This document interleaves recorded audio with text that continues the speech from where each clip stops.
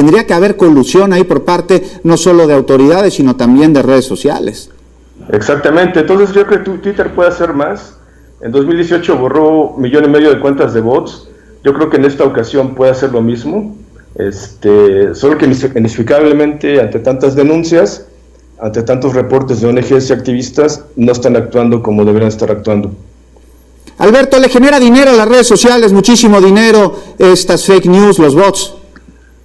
Sí, muchísimo dinero.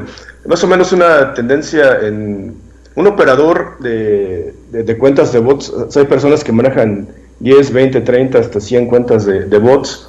Puede cobrar hasta 50,000 pesos por hora. Pero la persona que es el contacto con el político, o con el partido político, o con el gobernante, puede cobrar hasta 1 millón de pesos, y eso lo distribuye a varias personas, a cientos de personas. Al final, cada persona que participa puede ganar entre 7,000 y 15,000 pesos. De ese tamaño es esta industria que lamentablemente le da empleo a muchas personas, tristemente a muchos estudiantes de comunicación, pero yo creo que ahí está la explicación de que por lo económico no haya mucha actuación de las autoridades ni de las redes, porque si mañana borran a 10 millones de bots de Twitter y de Facebook, pues van a perder parte de su cotización en la bolsa. Hay un equilibrio muy delicado ahí, por lo que es tolerado esto, no nada más en México, sino en todo el mundo.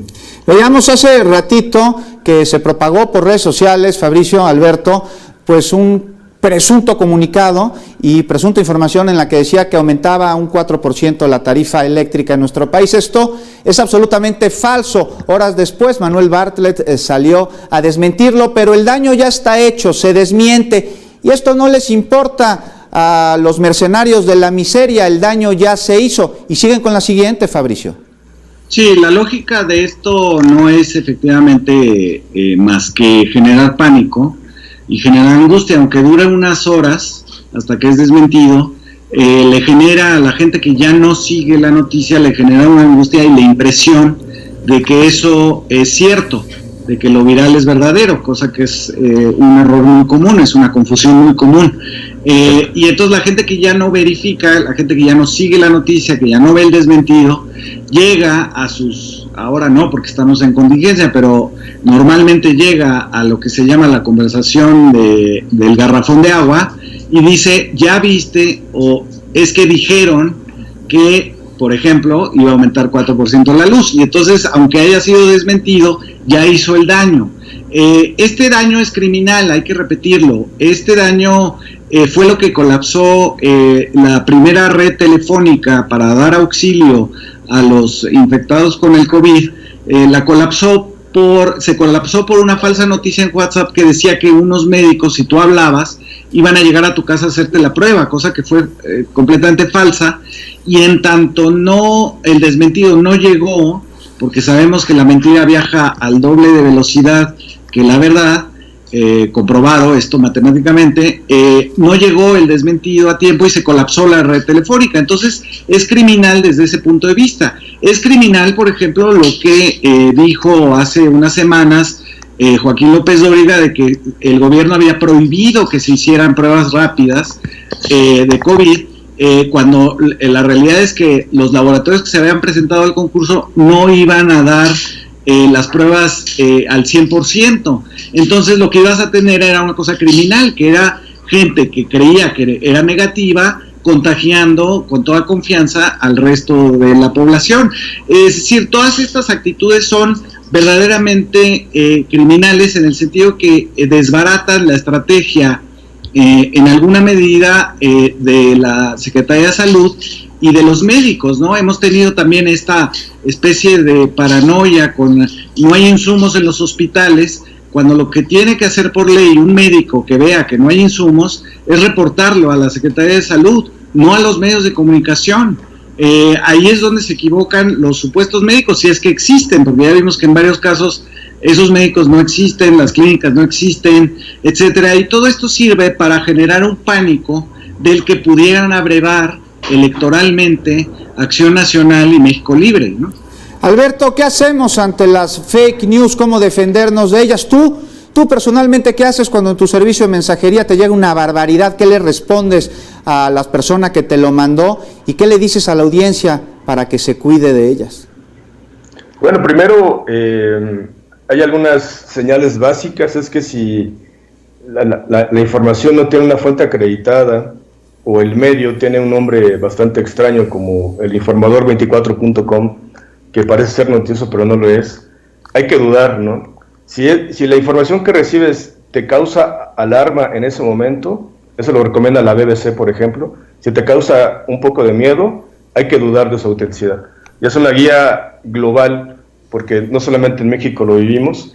Y también quería agregar que no solamente sufrimos el ataque de las redes de bots mexicanas, sino hubo un caso, no sé si recuerdan, cuando el presidente de El Salvador acusaba que no dejaban despegar un vuelo con infectados o algo así. Ahí actuó una red de bots salvadoreñas en México para amplificar esa narrativa. Entonces no solamente estamos ante los embates de algunas redes aquí políticas que en México, sino también internacionales, porque la intención es echarle la culpa a alguien de las desgracias del otro. Fabricio, pues con respecto a esto que venía de El Salvador, pues me viene a la mente que también hay fuentes que traen palomita azul y que dicen barbaridad y media, mentira y media, cómo defendernos, cómo aplicar el juicio crítico.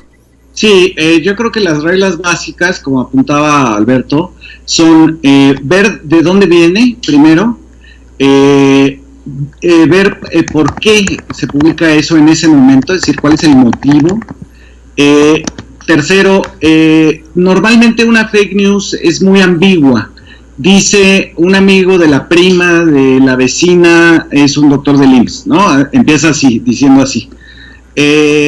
No hay como nombres, no hay fechas, es como muy indeterminado lo que se dice, precisamente para causar alarma, y casi siempre es contra alguien y no es un argumento, digamos. Está lleno de adjetivos y la historia que cuentan siempre es como muy pobre. Entonces hay que verificar también, como número 4, hay que verificar qué es lo que no dice, porque casi siempre una fake news deja muchas cosas afuera, porque su objetivo evidentemente no es informar, sino dejar una alarma en la gente, ¿no? Y entonces hay unos muy elaborados, la verdad yo he visto unas falsas informaciones, por ejemplo, de salud, que están muy bien hechas y que para una mirada, digamos, rápida resultarían verosímiles. Entonces, yo creo que de esta epidemia necesitamos salir todos los lectores de redes, los que estamos todavía, somos todavía analfabetos en el tema de las fake news, necesitamos salir verificadores de las cosas y sospechar de todo lo que no viene, sobre todo en la pandemia, todo lo que no venga de la Secretaría de Salud es sospechoso. Y aunque tuviera el logo de la Secretaría de Salud, hay que revisar.